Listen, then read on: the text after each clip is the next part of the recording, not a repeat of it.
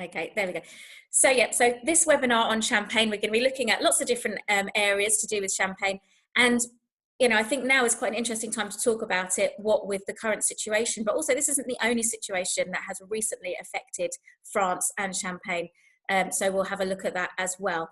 But let's start with a little bit about the history. It's an incredibly historic region. I've got lots of information on this slide. You don't have to look at it, but I'd just like to give a little bit of a timeline. So vine cultivation was happening in the 3rd to 5th century. You know, the wine back then, whether it was even for wine, growing those vines, we don't know. But that's the earliest that we know about actual cultivation of the vines in this part of the world. During the medieval time, there was wine made, but that was generally for a religious practice, and it was the monks who went over to who did that. Then it's really been a region that's been blighted with all sorts of things, wars, famine, disease. And so there was a period of time that was very, very dark. There'd be the odd patch where it was a little bit calmer and things could happen. But generally from 1882 up until the 15th century, there was all sorts of problems. However, from the 15th century, it became a very, very important place. And it was where a lot of kings were that's where they had their coronations. And that would happen in the, if you can see on this slide, we've got the background there of the cathedral in Reims. And so it was an important place. It was a lot of celebration and a lot of drinking, and they would be drinking the local wine. Now, the wine of Champagne has changed a lot. It was not always a sparkling wine.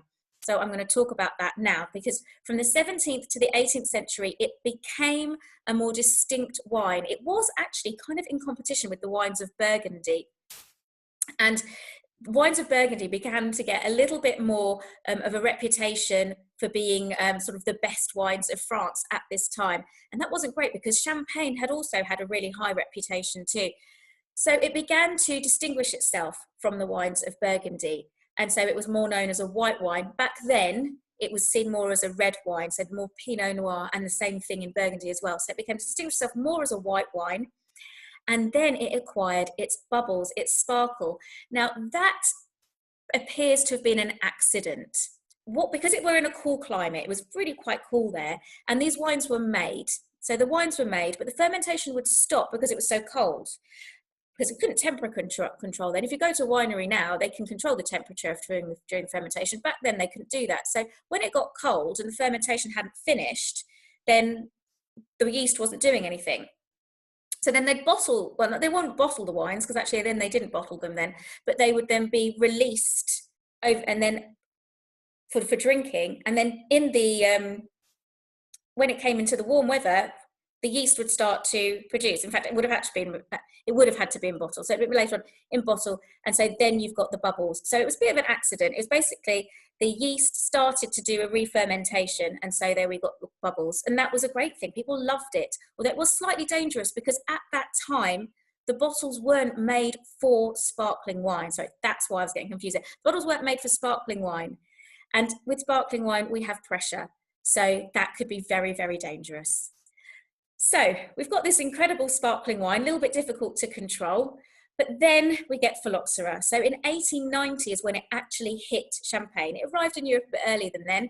And at this point, actually, in Europe, they had worked out that they did need to graft the vines. They needed to put different rootstocks, use different rootstocks, because phylloxera, if you're familiar with what phylloxera is, a little louse that attacks the roots of the vine. And it's fine in North America, where they have hardy rootstocks, so the vines there were fine and could take it.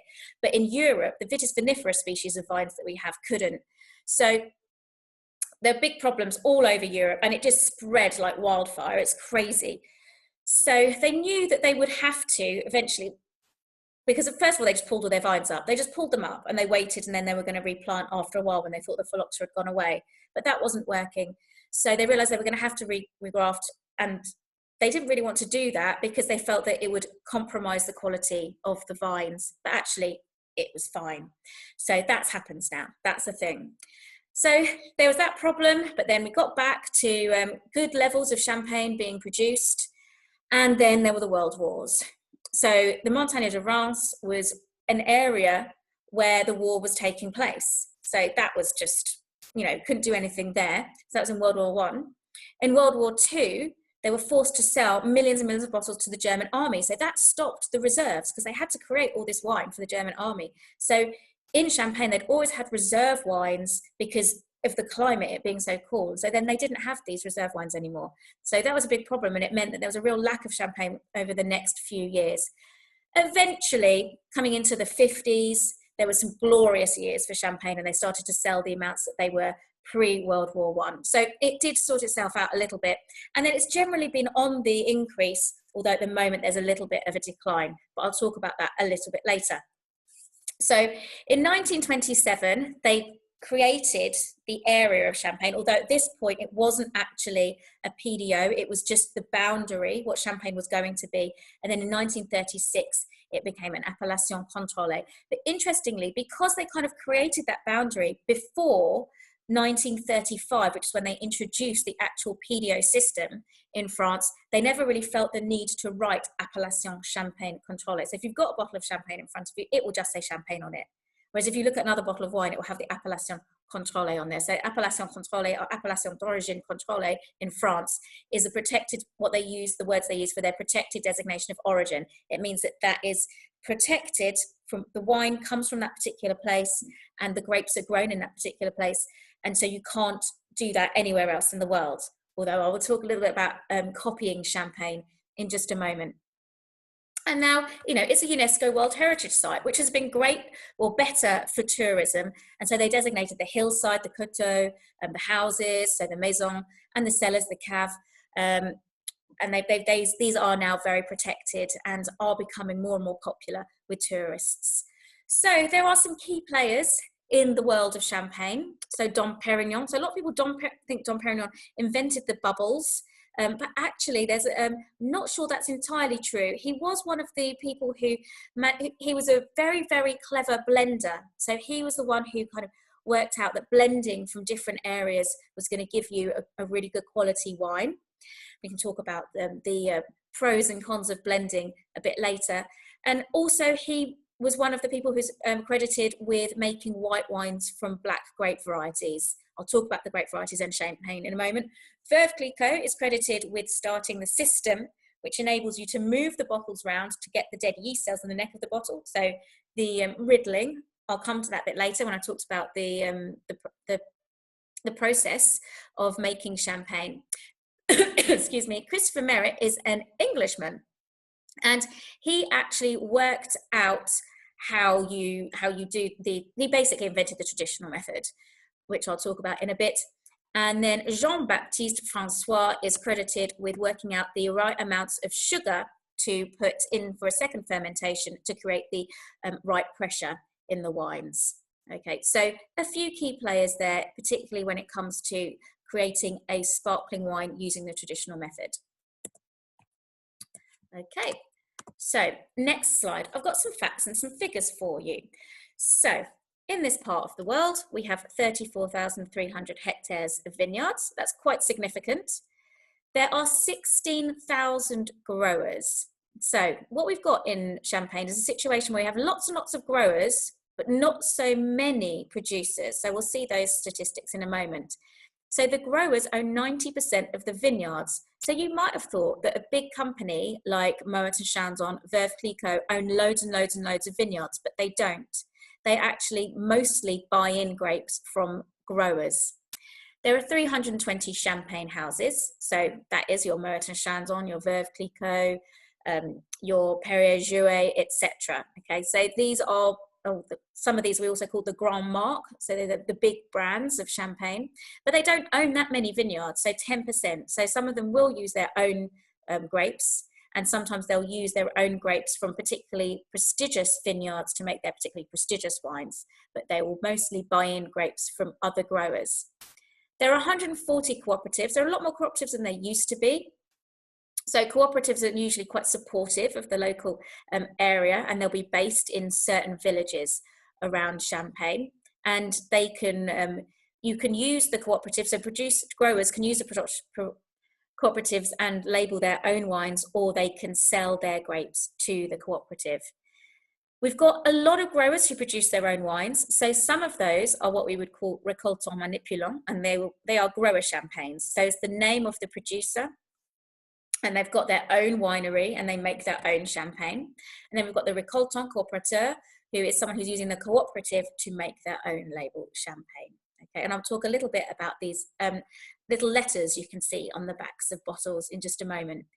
Now, there's a lot of wine produced. So there's 300 million bottles produced every year. That's absolutely loads, but it has gone down. So it's 302 million in 2018, which was quite a lot less than it has been. So they have the capability, they have the land, the vineyard space and the yields to actually make 315 million. But 2018, there was a bit less there. And that equated to a 4.9 billion turnover in that year. Now, it's changed again a little bit because France used to be the main consumer of champagne. So just over half was consumed by the French. And then it was mostly Europe and then other parts of the world. And that is changing quite a bit. So the UK actually used to buy outside of France the most in terms of volume and value, but now it's most volume. In terms of value outside of the UK, it's the USA. They are prepared to spend more on champagne than we are in the UK. So lots of exports, but there are some growing markets, and I'll talk about that when we look at the future of champagne. But as you can see, you know, it is mostly when you go into the shops, you see these big houses. You see your Veuve Clicquot, your Moet and Chandon, your Lanson. These are the ones that are making up most of the champagne sales. So 73% of the champagne sales there. You know, the grapes are getting more and more expensive. So this is also a little bit of a problem. And it can be a problem for the smaller houses because they're in competition buying the grapes from the big boys. So the LVMH own Veuve Clicquot and Moet and Chandon. Right. So I can see there's a few questions going on. I hope you're going all right there, Lydia, with those. So where are we in the world? So in the north of France, we are 150 kilometers east of Paris. It isn't the warmest part of the world. If you've ever been there, you'll know. So it can get quite cold in the winter. We're continental climate, so pretty cold in the winter. Don't suffer too much from winter frost, but you can suffer there from the spring frosts. So it is quite harsh climatically. The soil there, though, is very well suited to the weather, in particular the rain, because it has a limestone subsoil, which is very good for absorbing the water. And it also has a lot of chalk on the top as well. So it's part of what we call the Paris Basin. You know, it used to be the sea, the ocean. So what we've got here, we've got quite gentle slopes, so not that high above sea level. The highest we're getting to is around 300 meters. But yeah, so it is gentle slopes there. The rainfall is dotted around the year, so it's not too drastic. You're not getting loads and loads of it during the growing season, but it is always a worry. There are years where it can be particularly rainy during the growing season, and if that happens too close to the harvest, then you're going to get stuck with fungus and disease potentially, which can really minimize your crop or could compromise it as well if it's not sorted properly. It's not a warm place. The average annual temperature is 11 degrees. So you can kind of get an idea that it's not particularly warm, but we don't need it to be particularly warm because we're not looking for really, really great ripe grapes here. It isn't just champagne that comes from Champagne. There is the AOC Coteau Champenois. So these are still light wines, and they are mostly a light red Pinot Noir wine. But it can be white wines as well there too. And the Rosé de Rosé, a very, very small appellation in the Côte des Bar as well, where they make rosé wines from Pinot Noir. But I mean, to be honest, really, we're going to be talking about the sparkling stuff for this. So we've got the area, and actually, let me go back, because actually I could have pointed out this a bit better. We've got these particular sub-regions. So we've got the Montagne de Reims. So the Montagne de Reims, you can see, is a little kind of amphitheatre curving around there. And we've got, so sort of a bit north-facing, which is interesting, because actually there's quite a few Grand Cru vineyards in the Montagne de Reims. It's east-facing as well, and some south-facing. And it's got mostly Pinot Noir being grown there, but there's actually some really exceptional Chardonnay vineyards too. Then if we go a little bit further south and along, we've got the Vallée de la Marne. Now, the Vallée de la Marne is lower down. It's a valley. Now, because it's lower down in a valley, it's somewhere that's a bit more susceptible to spring frosts. So you need to grow a grape variety there that is going to start growing a little bit. The shoots are going to start, it's going to start a little bit later. So Meunier is grown there, and I'll talk about these different grape varieties in a minute. If we go a little bit further down to the Côte de Blanc, actually this is one of the more mountainous areas, the Côte de Blanc. Even though the Montagne de Reims, it's called a mountain, it's actually a plateau. So further down we've got the Côte de Blanc, and the Côte de Blanc, well, if you know what Blanc means in French, you'll know it means white, and we've got our Chardonnay being grown there, and also in the Côte de Sézanne. And then further south in the Côte des Bars, in fact, we're closer to Chablis here than we are to Épernay in the north here, is mostly Pinot Noir, but you know, lots of stuff going on anyway. So that's a little bit of an overview of those regions. Now, all of those regions are made up of villages. So there's 319 what we call cru villages. If it's a cru village, that means it's allowed to grow grapes for the production of champagne wines. Within those cru villages, we have a little bit of a hierarchy. So we've got 17 Grand Cru villages and 42 Premier Cru villages. So the Grand Cru villages are like your top villages. So for example, we've got in the Montagne de Reims, we've got Ambonnay, down in the Côte des Blancs, you've got Auger, for example, Cramont. And so these are specific villages rather, that are very, very highly regarded. And it's interesting because how they've done this classification, if we think about Burgundy, if you know much about Burgundy or other parts of France where they've got crus, it's often referring to a vineyard site rather than a village. So it's a little bit controversial, but it's been a system that's happened for many, many, many, many years. You know, when these wines were first sort of recognized, lots of writers, and we're talking hundreds of years ago, we're talking about these fine wines from etc. So they've been great production continuously, consistently for many, many, many years. And if you are going to get a bottle of wine from the Champagne region and it's got Grand Cru written on it, then it has to come from, the grapes have to come from those Grand Cru villages. Similarly, if it's got Premier Cru written on it, they have to come from Premier Cru villages. They can have some Grand Cru villages in there as well, but as soon as there's any Premier Cru, then of course it has to be called Premier Cru on the label. The Échelle des Crus is something that was abolished in 2010, but it was a way of classifying the villages. And so the villages would either get a percentage. So what would happen is the grapes were set at a certain price every year. So there's a set price for the grapes. And if they came from a Grand Cru village, you'd pay 100% of that set price. If they came from a Premier Cru village, they'd be 90 to 99% of that set price, depending on the village. And then below that, each village would be given a percentage of that's the amount that they could ask for the grapes that they were selling. That's been abolished now. And to be honest, the amount that grapes cost is generally set by, you guessed it, the big Grand Maison, the Veuve Clicquot, Moet and Chandon. What they are prepared to pay, most will follow. So, I've gone backwards. Right, so there are a few requirements to be a champagne wine. I mean, the first most basic requirement would be that it has to come from Champagne. So the Comité Champagne, they like to quote very, very often, Champagne only comes from Champagne, France. So we're clear on that. However, you might go to California and you might get a Californian champagne. And that's because they were able to get away with calling their wines Californian champagne or champagne years ago. So a long time ago, you'd get people from Europe migrating to the USA. They would just call it champagne because in their mind, the sparkling wine that they were drinking was champagne. That was what sparkling wine was seen to be. So it became champagne. At this time, the people of Champagne weren't that bothered. They got a little bit more bothered over time when this labelling term was still being used. And so there was a lot of discussion. Things that the EU agreed together, the USA didn't always agree with. And then eventually there came an agreement in 2006. Well, it took 20 years to come to an agreement that from 2006, a producer who was making a sparkling wine in California, if they hadn't been making it prior to that date, they couldn't call it champagne, but it has to be called Californian champagne. So you will still see this dotted around, and I think there's probably other parts of the world who are clandestinely doing it as well. But it's because they started to do things with Chablis, Burgundy, sherry, they were calling these wines, and that was kind of happened in the 70s, but not so much anymore, thank goodness.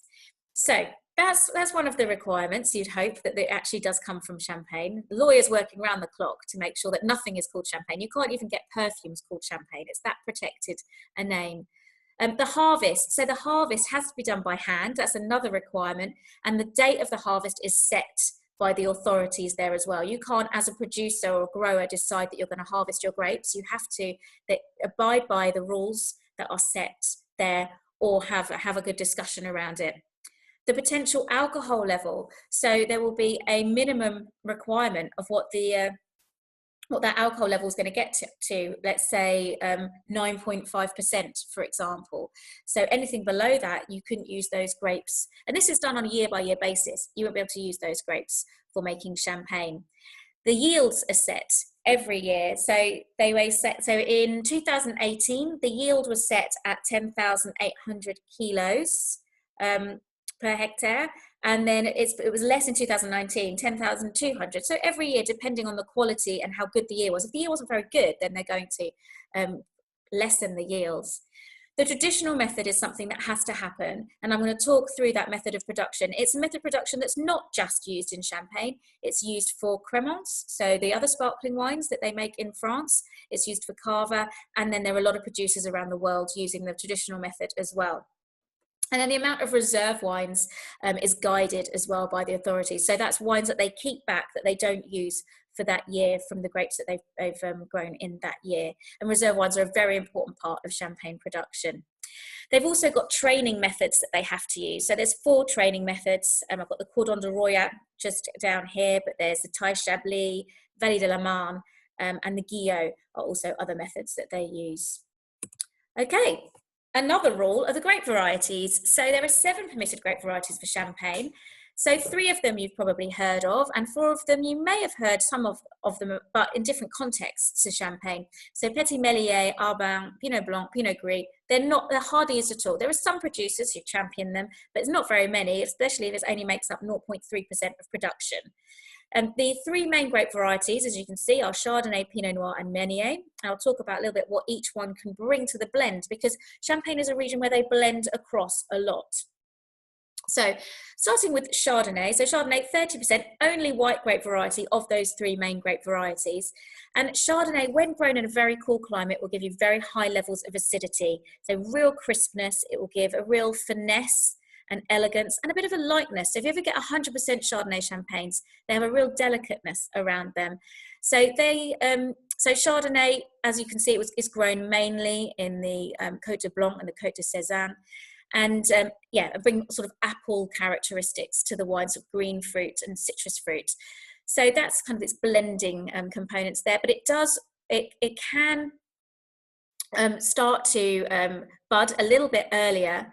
So you need to make sure it's planted in places where it's not going to be affected by the spring frosts, like with Pinot Noir. So Pinot Noir, a black grape variety. So this black grape variety, it has very thin skins. So we're not looking to make wines with any real tannins. So we make a lot of champagne is white. 85% of it is brut non-vintage white champagne. So that's so Pinot Noir and Meunier are both used mainly to make white wines, although if you're making a rosé, there will be some red wine made with Pinot Noir often. Pinot Noir gives a lot of structure to the wine, a lot of backbone, and it also adds sort of red fruit and potentially a little bit of stone fruit to the blend as well. And then Meunier called so because Meunier is the word for miller in French, and underneath the leaves of Meunier is a sort of white, downy, powdery substance. So it makes people think of flour. So that's why it's named Meunier. And Meunier is very fruity. So I've pointed out that Meunier is mainly grown in the Vallée de la Marne. It's a very fruity grape variety, and it's better in its youth. So it adds a nice vibrancy and fruit to the blend, but it's mostly used in non-vintage champagnes. It's very rare you see Meunier in vintage champagnes. So that's a little bit about each of those grape varieties. So pressing. Pressing is very, very important, and there are very strict rules around the pressing. So what we call a press load is a mark, so 4,000 kilograms of grapes. And the presses are designed to take amounts of grapes in quantities of that. So you'll have presses that will take 4,000, 8,000, 12,000, etc. So each of these presses are designed to take however many marks of champagne. And you may have heard of the word marque de champagne. And marque de champagne is what they do with the grapes afterwards. They make like a grappa. So they are used for distillation, and they make this spirit with it. So that's what marque de champagne is. So if you've ever been disappointed when you've had a truffle and it's called marque de champagne, and you think, oh, it's going to taste of champagne, and you just get a load of spirit bursting in your mouth, that's why. So when you press these grapes, you're doing so very, very gently and very carefully. It's because these grapes, the bunches are hand harvested. And one of the reasons that they're hand harvested was to protect the grapes themselves, but also the stems for these, you're pressing with the stems. So you're not taking the grapes off the stems, you're pressing, and you're putting the whole bunches into the press. And those stems allow for a real passage for the wine to go down really gently and not have too much skin contact. We don't want skin contact. When making traditional method sparkling wines, we don't want stuff from the skin, the phenolics, to get into the grape juice, because that actually doesn't work very well when we do a second fermentation, which I'm going to talk about in a bit. So the most delicate juice you'll get is the first lot of juice. So the juice that, well, the first lot of juice, actually, the right first lot of juice generally gets thrown away because that can have little bits of stuff in it that you don't want. But then just after that is where you'll get the cuvée. And the cuvée is the first 2,050 litres. So that is your best juice, and it's rich with acid and it's rich with sugar. And that will go on to make the best wines. Then the taille, which basically means the tail, so that will be the next part, which is the next 500 litres. So that is up to the producer how much of that they're going to use. It often goes into the non-vintage, but it can be blended because it has got a little bit more weight to it. It's got more, the grape juice here, what I might call the must, is a bit thicker. So it's a little bit heavier and so and richer in these phenolics, which a little bit can help and add a little bit of complexity. But you know, different producers, different houses do different things and have different styles. So cuvée, first press juice, and the tail is the next bit, and then anything after that will get discarded. It wouldn't be allowed. So we've got two presses here. The stainless steel press is a pneumatic press, very gentle and can be controlled automatically. And then we've got the coquard, or the basket press, which is a very traditional champagne press there. And like I said before, they're designed to take a certain amount of grapes. So you chuck in, if you fill it up, you're pretty much at 4,000 kilograms, if that's what it's designed for, maybe designed for 8, for 12, etc. Okay, so I'm going to quickly talk about the fermentation process. So we're going to make our wine now. We've got our juice, so whether it's our cuvée or our taille, and we're going to have our first fermentation. So the first fermentation will happen like most fermentations for making a light white wine. So we've got our sugars in the grape plus yeast. Now the yeast is usually a cultured yeast. So you may have heard of wild yeasts that are floating around the winery, or maybe that are on the grape skins themselves. But we want to make sure that our fermentations, because they're very important, there's 2 of them, are going to work like clockwork. So generally cultured yeasts are used. And so those sugars plus the yeast consuming the sugars will produce alcohol and carbon dioxide. Now for the first fermentation, we're not interested in carbon dioxide. Okay, we're not making a sparkling wine at this point. We're making our base wine. So the base wine will be fermented possibly in stainless steel, mostly in stainless steel, but there are more and more producers doing a bit of fermentation in oak. So I've got some examples of both here. Okay, but mostly we're going to be doing this in stainless steel. It's not going to take very long, around 6 to 10 days at an average white wine temperature. So probably around 16, 17 or so degrees, something like that. Not a low fermentation temperature for white wine, which would bring out aromatics, because we're not interested in that. Okay, so after that has happened, so we've made these wines, these base wines. Then there's some really important stuff needs to happen, okay? And this is the blending. So the blending is going to happen, and the blending is a very, very important job.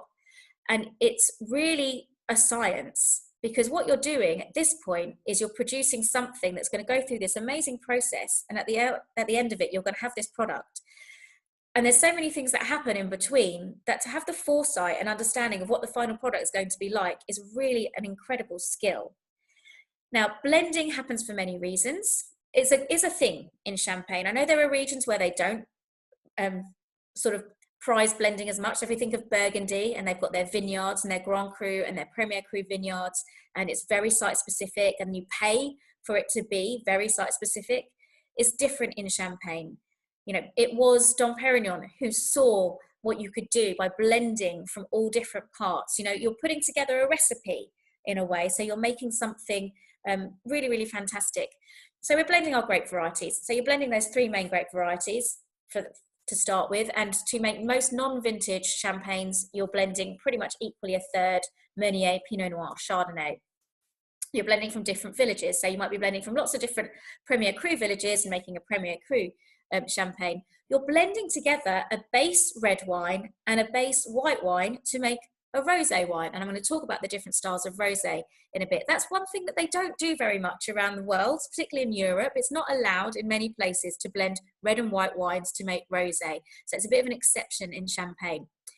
And you know, the main reasons why you blend, apart from the fact that we have to blend using different villages and grape varieties if we want that, if that's the style that we're going for, but it's balance. Okay, we want to make sure that the acidity is right, for example. Consistency. If you are buying a bottle of a Grand Marque, so one of these big houses, a bottle of their wine, and then you want another one a few months later, or maybe a couple of years later, you want it to taste the same. So the more opportunities you have for blending, then the more likely you are to come up with a consistent blend. It may be that you want to create a certain style of wine as well, so you can do that through blending, and it can add complexity as well. So if you've got, let's say your base wines, some of them were in oak. Some of those base wines were kept or fermented in oak, some weren't. Some have gone through malolactic conversion or fermentation. I'll talk about that in a moment. Then this can add lots of different aspects to the wine. So lots of reasons there for blending, or what they call it, assemblage in France. So now, this is where we're getting really into the traditional method, because all of those things can happen for most sparkling wines, okay? But now we're about to put the blended base wine into a bottle, and it's going to go into a bottle, and it's going to remain in that bottle until you get that bottle, open it and start drinking. So this is where the traditional method is very, very important, and this is what it's all about really. It's about this journey in the bottle, and the fact that now we're going to put this wine in, we're going to add some other stuff, but at no point are we now going to take the wine out of the bottle. It's going to carry on its journey in the bottle. So we're going to look at now doing a second fermentation. And to do a second fermentation, you need to add some stuff to the base wine that we've created. So this base wine has been blended, it's now gone into a bottle, so a thick glass bottle, because this is where the second fermentation is going to take place. And we're going to add to it some sugar, because we need another fermentation to take place. And if you remember back to that fermentation slide, we need sugar and we need yeast for fermentation to happen. So in goes some sugar, in goes some yeast. We also need to have some riddling agents, because we're going to try and get the dead yeast cells out later. And in order to do that, we need to get the dead yeast cells kind of slip from the sides of the bottle down into the neck of the bottle. And for it to do that successfully, it's very helpful if you can put some stuff in to stop them from sticking to the sides of the bottle too much. And we need some yeast nutrients, because nutrients from the wine were consumed during the first fermentation. So we added these things, and this is what makes up our liqueur de tirage. Now I've put here a number, 4 grams of sugar equals 1 bar of pressure. So you need to add 24 grams of sugar to get 6 bars of pressure at the end of this. So there's a specific amount of sugar that you need to add to create the right amount of pressure. If we start putting loads of sugar in, then we could end up with explosions, which is not what we want. The sugar can come from anywhere. So the sugar can be local beets, sugar beets, or it can be cane sugar from the Caribbean. It can come from absolutely anywhere. Okay, so now we're going to have our second fermentation. So liqueur de tirage entered, the bottle is now sealed. It's sealed with a crown cap. I don't know if you can see that. And usually with that crown cap as well is something we call a bidule. It's a little plastic insert, and that's going to help collect the dead yeast cells. So this is a bit of a longer fermentation. This is going to take 3 to 6 weeks. They tend to use the same yeast for this fermentation as they used for the first fermentation. So again, a cultured yeast. And we need to have quite a cool temperature. So cool temperature, long time. So this is where, you know, in Champagne, they've got loads of cellars, loads of what they call cave or Gruyere. And so that's where these bottles are kept. And they're kept on their sides like that for that fermentation. They've also got quite high humidity down in these cellars too. Now, what you can see from this picture, I hope, is that you can see these dead yeast cells now in the bottom of the bottle. So they will have been, so the yeast obviously is there and the sugar to do the fermentation. When that finishes, the yeast is dead. It's got nothing left to consume, so it dies. And we call dead yeast cells the lees. And these lees will break down. And they will take some time before they start to break down. And they can break down, and that can take quite a long time for that whole process to happen. And that process is called autolysis. So we've got yeast autolysis happening. And we want yeast autolysis to be happening for quite some time. Usually, you want autolysis you use autolysis in champagne in particular to get certain profile from the wine. These yeast cells, these dead yeast cells, during autolysis will give off brioche, biscuit, dough, yeasty notes. So if you've got your champagne with you now, I'm going to give mine a little nose. I've missed it. I've been talking quite a lot. And I've got this really lovely kind of bready, croissant, brioche characteristics, biscuity stuff coming through. And that's because there's been considerable time on the lees, aging on the lees with autolysis. And I would say you need a minimum of around 18 months to get those bready, biscuity characteristics. So generally in champagne, and I'll talk about the requirements for aging on the lees, they do quite a long time. So that's why you should be getting those bready, autolytic notes. So that's our second fermentation, and straight away following our second fermentation, the autolysis. Now, we get to a point now where the wine is ready, the autolysis has happened, picked up those lovely notes, and now we need to aim to get that yeast that was settling there in the bottle out of the bottle. So here we've got the remuage or the riddling. So what we're doing here is we've got these pupitres on the left-hand side, on my left-hand side, so these A-frames, and you've got the bottles in there, and you can get riddlers or remueurs going around the cellars of champagne, twisting tens of thousands of these bottles every day. Quite a laborious task, but it's not something that they do as much as they used to. Obviously, before, what we've got here is the gyro pallet with those two cages. Before that was invented, they would have to do it this way. I mean, they did actually have a machine that predates the gyro pallet called the pupimatic, but that didn't last very long. But anyway, these A-frames or these pupitres, so twist them and eventually you'll get them from being horizontal to kind of upside down, and then generally pushing all of those dead yeast cells into just the neck of the bottle. Now you cannot just pick up a bottle after the autolysis and go, right, there we go, upside down, it's going to be fine now. That wouldn't happen. All those yeast cells would hang around, they would suspend, the particles would suspend, and you'd never get it clear. And the whole point of champagne, isn't it?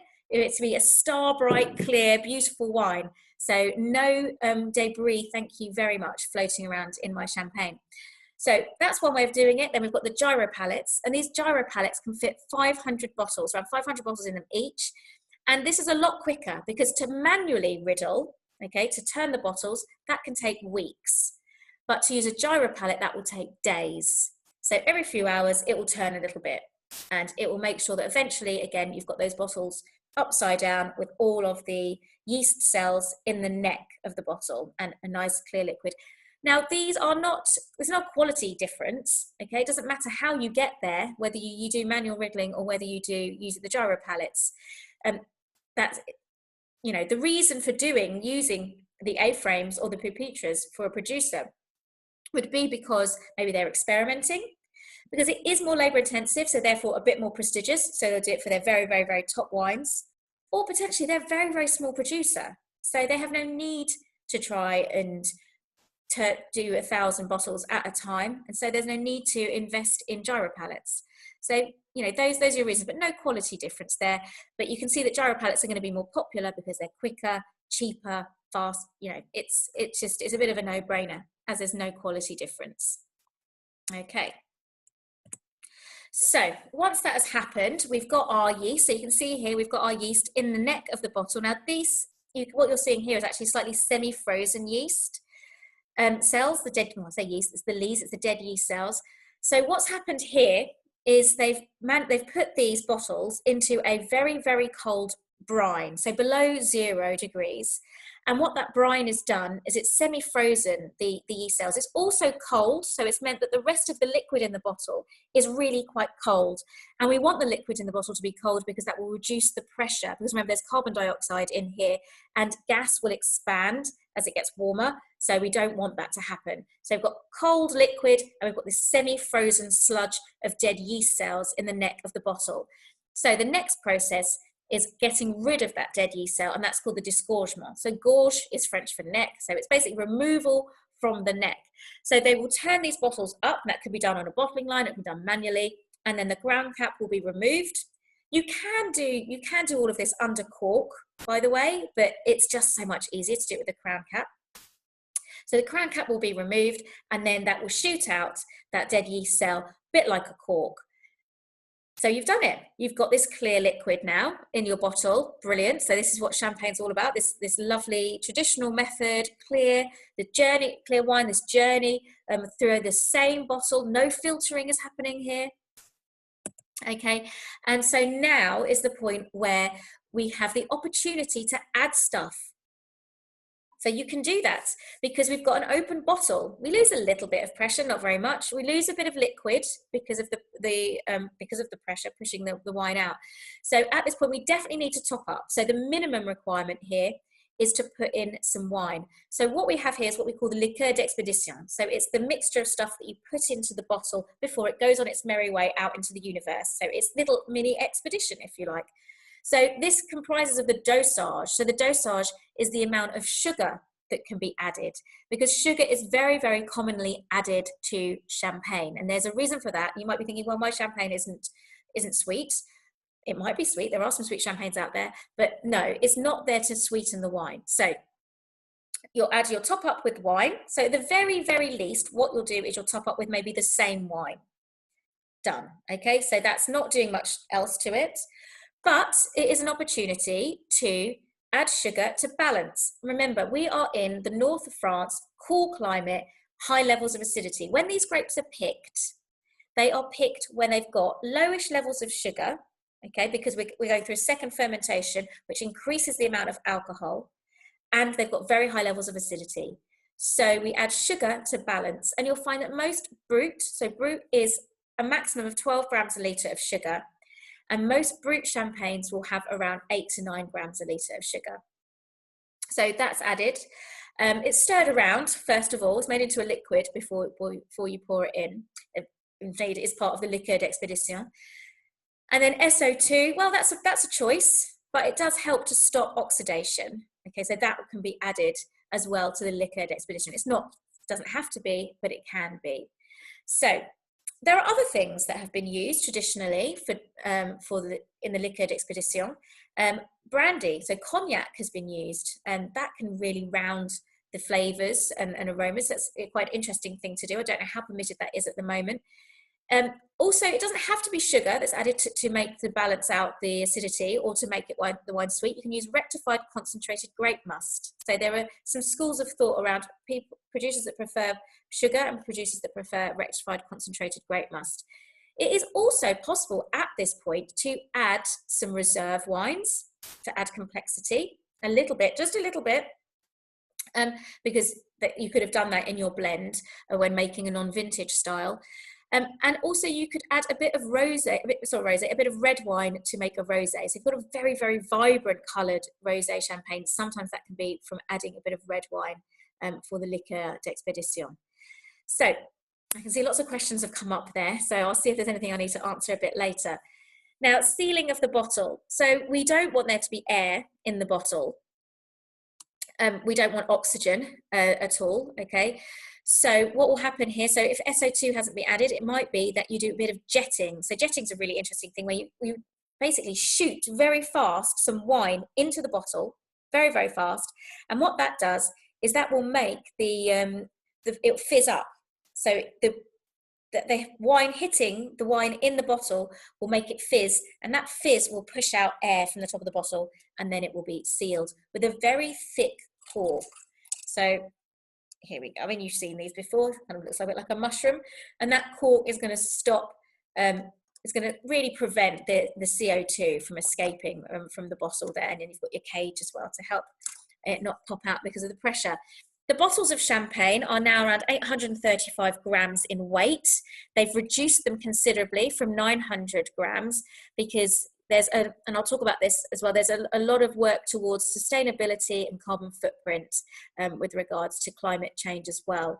And in fact, I'm going to talk about climate change and sustainability a bit later. But yeah, it's very important because these bottles are very heavy and it's not good for the environment. So there is work to make them lighter. Okay. So that is the traditional method. So just a little recap of the traditional method, okay? We have a second fermentation that happens in the bottle, and that fermentation is started off by adding the liqueur de tirage. So that second fermentation, that will take place, it will take quite a few weeks to happen, and it will happen in those cooler cellars. And then what we want after the second fermentation, when the yeast has died, is for autolysis to happen to give us those characteristics that we associate with champagne, the bready, biscuity notes, etc. So that will happen for quite a while. Then after that, we need to then riddle. So get those bottles so that they are upside down. So we get all the yeast in the neck of the bottle there. And once the riddling has been done, or the remoulage has been done, then you do the disgorgement, which is getting that, basically opening the bottle and releasing that plug of yeast. After disgorgement is where you add the liqueur d'expédition, which could include the dosage, so adding of sugar. So you can also add sugar to make sweet wines, but I'm going to talk about those labelling terms in a moment. Then our bottle is sealed and we're done. So I hope that's quite clear for those of you who weren't that familiar with the traditional method, because I know there's a lot of students here who are familiar with the traditional method, but I appreciate that it's quite a complex process. So now we're going to think about the styles of champagne out there. So starting with the non-vintage. So this makes up a huge amount of the wines out there, okay? Most are non-vintage. And the wine will be made up with a blend of the base wines, so wines made up from other years. So we can go back 3 years, you know, that's sort of quite standard.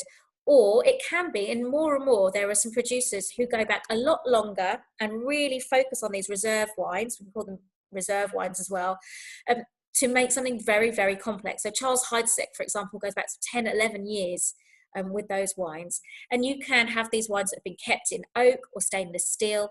And if it's kept in oak, you're looking at a more oxidative style of wine. But there are producers as well who are more reductive in their style, so more about fruit-forward wines, less rather than the kind of slightly oxidative honey, slightly nutty notes you can get. So for example, oxidative styles would be typically producers like Krug or Bollinger, who use quite a bit of oak. And Moet and Chandon, they're more reductive, they don't use the oak, and Ruinart as well, so if you're familiar with those houses. Now, the minimum requirement for lees aging is 12 months, but the minimum requirement of aging overall is 15 months. Most producers will do longer than that.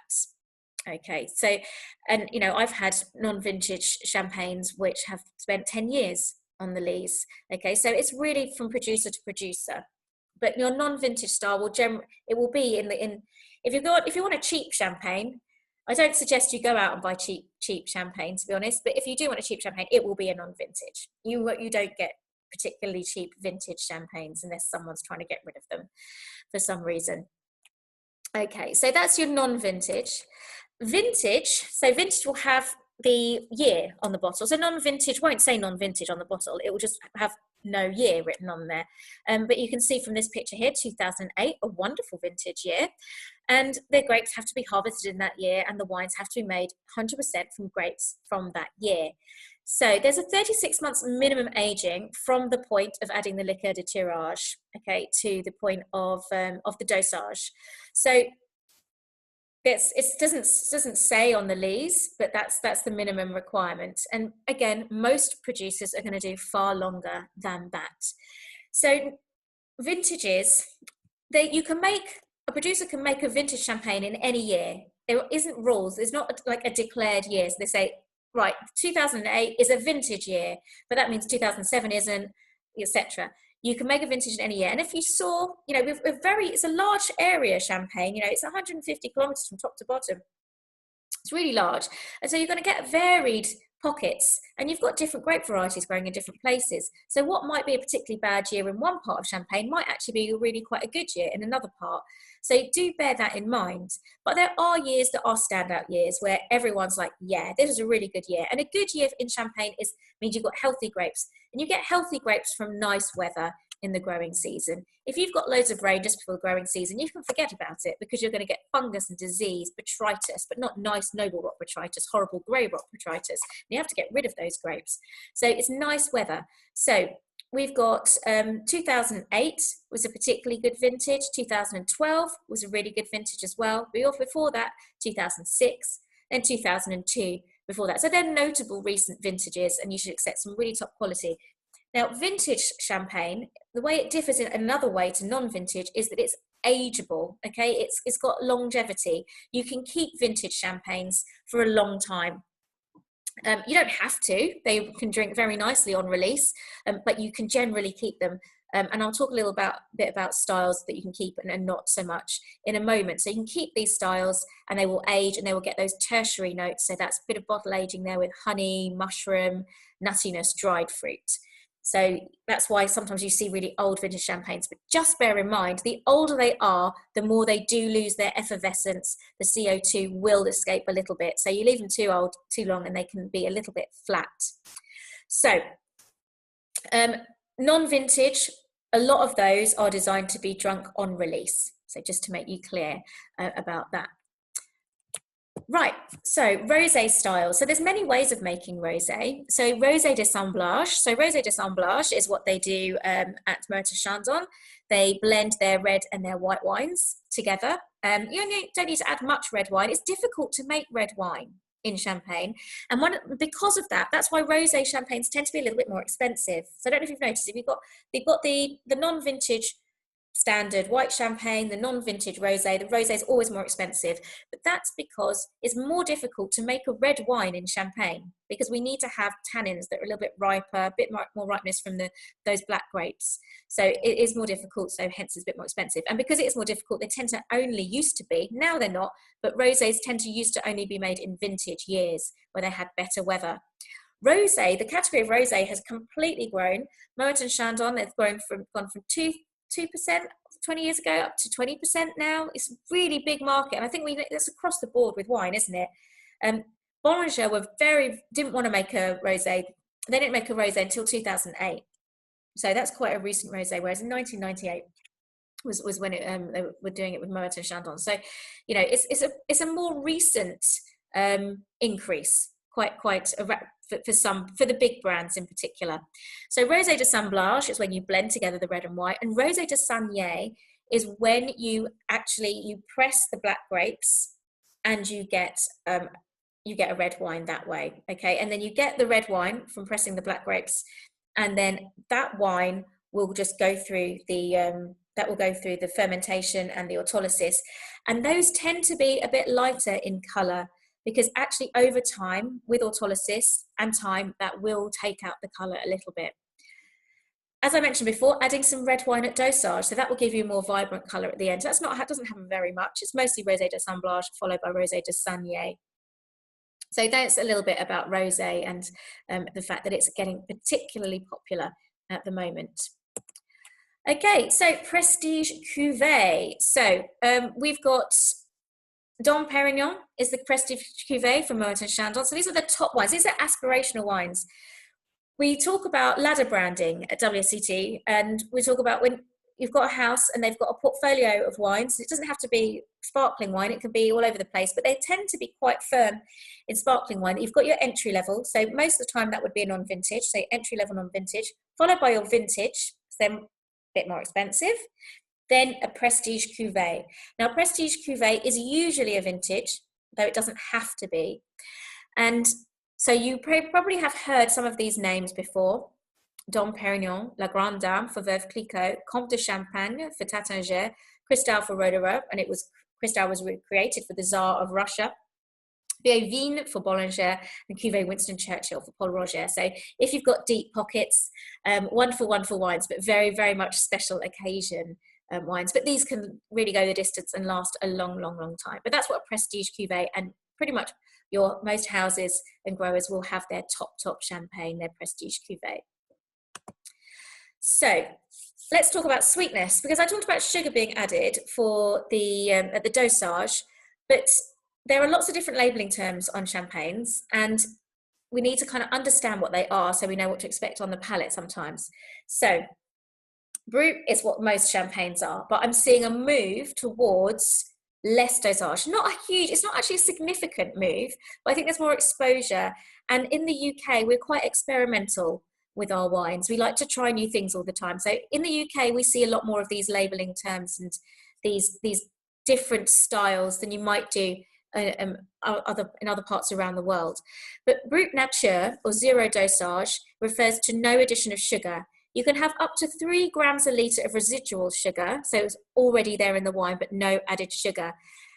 These can be quite tart, so often they spend a long time on the lees, and that amount of time on the lees can soften the acidity. Okay, so it tends to go hand in hand, these brut nature, zero dosage, or extra brut, they go hand in hand with more lees aging. Extra brut is just a small addition of sugar. And then brut, as I said, it's up to 12 grams a litre. Demi-sec is anywhere between 32 and 50 grams a litre. So that's really, in effect, quite a sweet champagne, considering we're mostly used to the dry styles. So there's not a huge amount of demi-sec is produced, but there's a very big growing market for it, interestingly enough, in Africa. So they do like the demi-secs there. But I find a nice demi-sec is something that to drink with a dessert, if the dessert isn't too sweet. And it's also becoming more fashionable with millennials, or I don't know, we keep moving, maybe the younger generations who are more accustomed to sweet styles of alcohol. So there's been some really interesting advertising campaigns and promotional marketing stuff around these styles of wines. So other labeling terms, Blanc de Blanc. So Blanc de Blanc means white from white. So that's a white wine from white grapes. So here we go. This is the photo from Le Menil, a wonderful cooperative in the Côte de Blanc. So they just deal with Chardonnay here. So their wines are Blanc de Blanc because it's white. It's a white wine made from Chardonnay. So white wine made from white grape varieties. Blanc de Noir is a white wine made from black grape varieties. So your Pinot Noir or your Meunier. And then you've got these other terms. So if you've got a bottle of champagne now, I'd like you to actually take it and have a look and see if you can detect these little letters. So on mine, because it is a maison, it's a house, okay, it is an NM. So I've got négociant manipulant, and it's tiny, tiny, tiny. Mine is just, if you can see it, just there, NM, négociant manipulant. So most of your champagnes are going to have NM, négociant manipulant, on them if you can find that writing. And that means that it's been made by a house, big house, okay? So you'll expect that on your Veuve Clicquot. Mine is Dutz, again, Ruinart, Gourmet, Charles Heidsieck, etc., because they buy in their grapes. Now, if they grow their own grapes, and it has to be at least 95%, then they are called a récoltant manipulant. So they're a grower producer. So you'll see RM on the bottle there. So there's less of that around.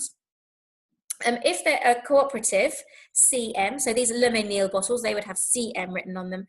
And then there are some others. There's Récoltant Coopérateur, who is a producer who's making their wines, using their label, using the cooperative to do so.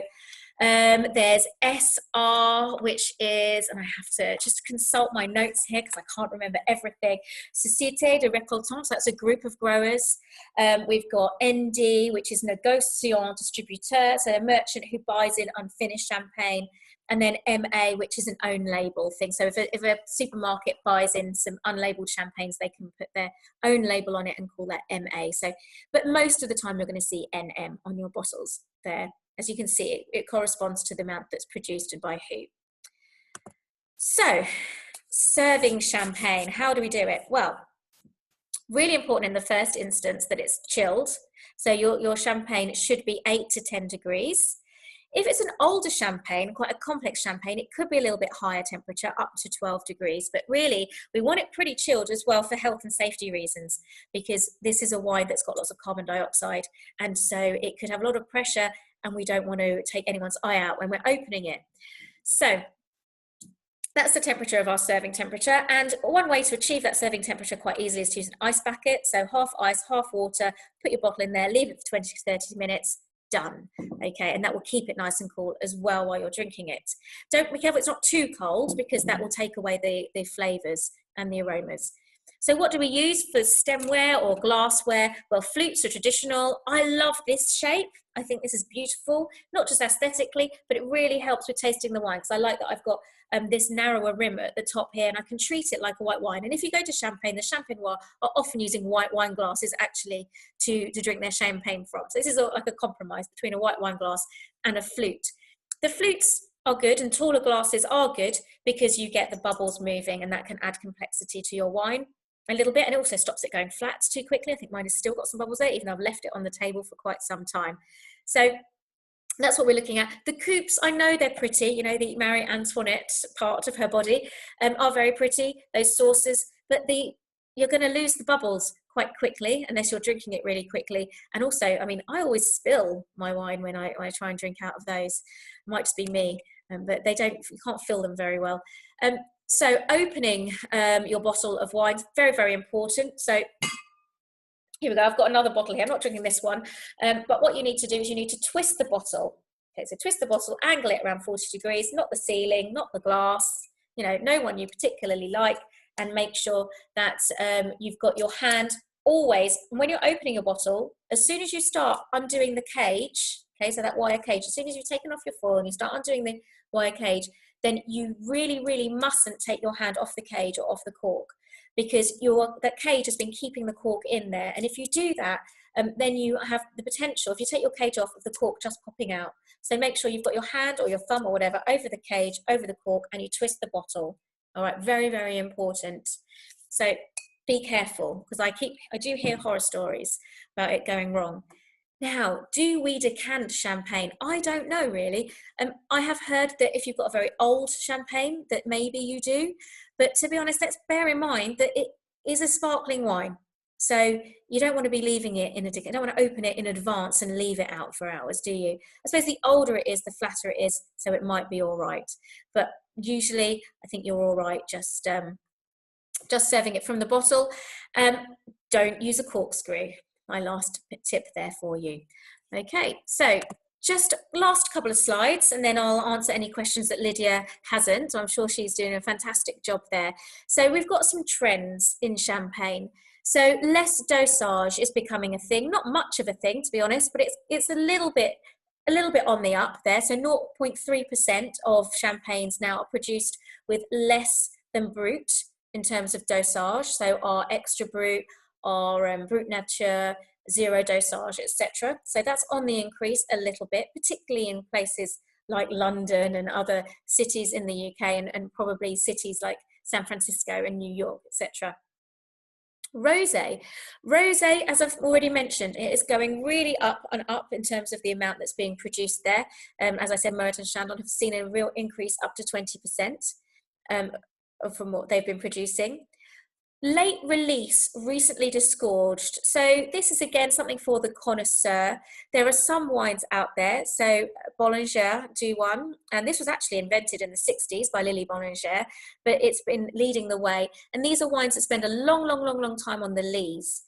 And because of that, they don't develop so well with that length.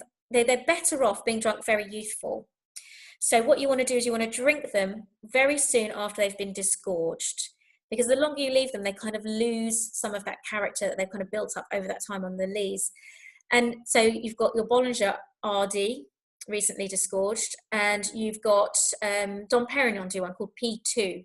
So they are very specific wines, and you've got to be careful as well. And this brings me to the point of disgorgement and disgorgement dates, because producers are more and more now putting disgorgement dates or allowing you to see what the disgorgement date is one way or another, whether it's through looking on their website or taking a photo of a QR code or whatever. Krug were they started doing that quite a while ago.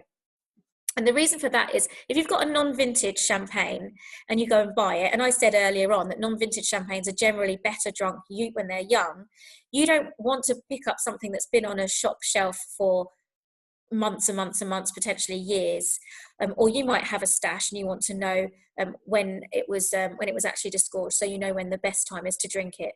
So it's important to know that date, and there isn't enough transparency around that, but I think it's getting better over time.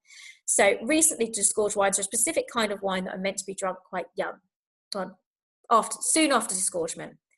Grower champagnes. So grower champagnes, again, it's a difficult thing for growers because they don't have the marketing capability of the big houses. So on the global scale, there's more exposure to them and more understanding around what they do. But in terms of increase of growers, there aren't so many, but it is a really interesting category. And what a lot of growers are doing brings me on to the next trend, is actually using just single parcels of wines to make champagne. So they'll be using a single village potentially, or a single vineyard within a village. And so that's introducing the concept of terroir to champagne, which is something that hasn't really been at the forefront. It's been more about blending, as I've explained before. Sweet champagne. So I talked about the demi-sec. So the demi-sec having 32 to 50 grams a litre of sugar. And that has been something that has been very, very much marketed. You can see, look at these beautiful bottles here, these white bottles. So the Ice Imperial, for example, and this has been marketed in a very interesting way, having it over ice or adding cucumber or all sorts of things, probably strawberries, stuff like that. The kind of thing you drink maybe in a nightclub or around the pool in Miami. And so that's been a little bit of an increase in buying that, but it still makes up a very, very small part of the market share there. And champagne wants to be trendy. Okay, it is a very lovely wine. It's prestigious, but it really wants to appeal to everybody.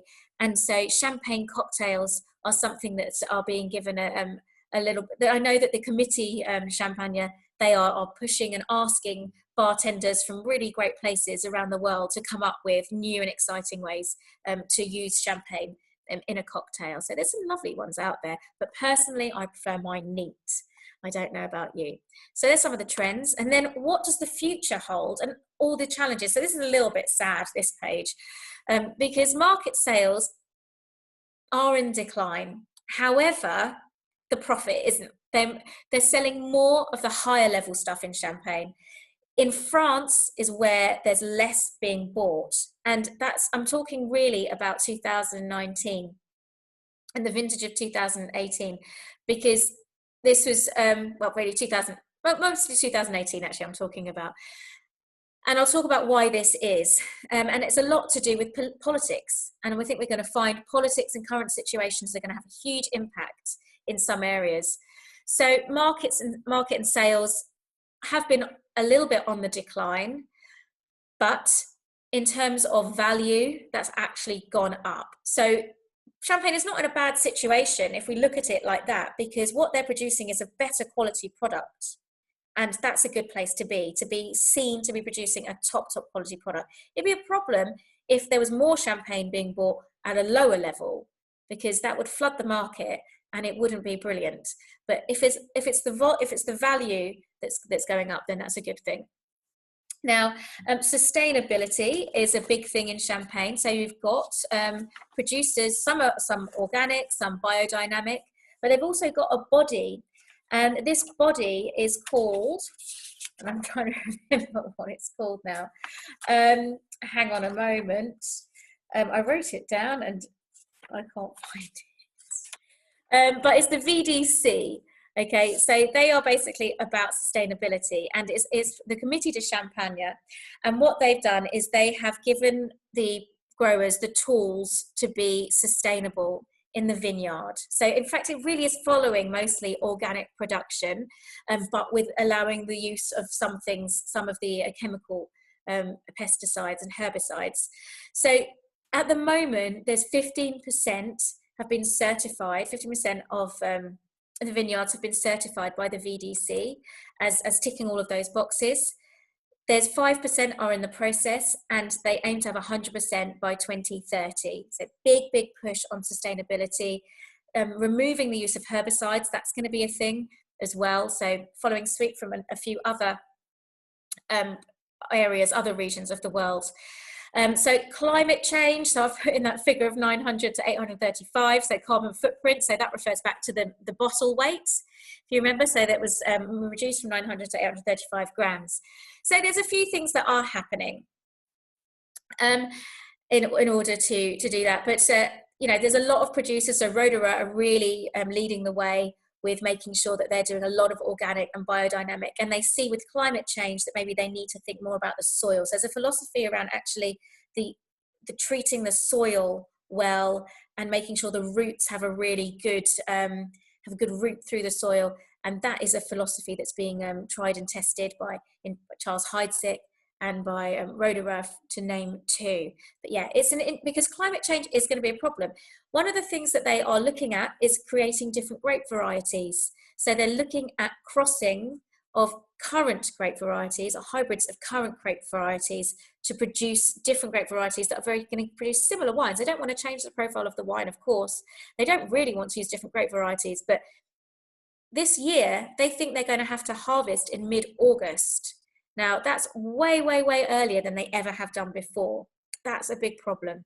And that's going to mean this earlier harvest means that the accumulation of sugar is going to be a problem. The acidity levels is going to be problematic. It's going to be very problematic. And this can't really continue. That's not great.